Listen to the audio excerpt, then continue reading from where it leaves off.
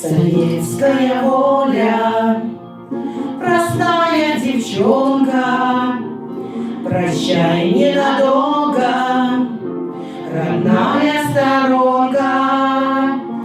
Горы ухабы, пыль непросветна, дороги Афгана для нас незабвенны.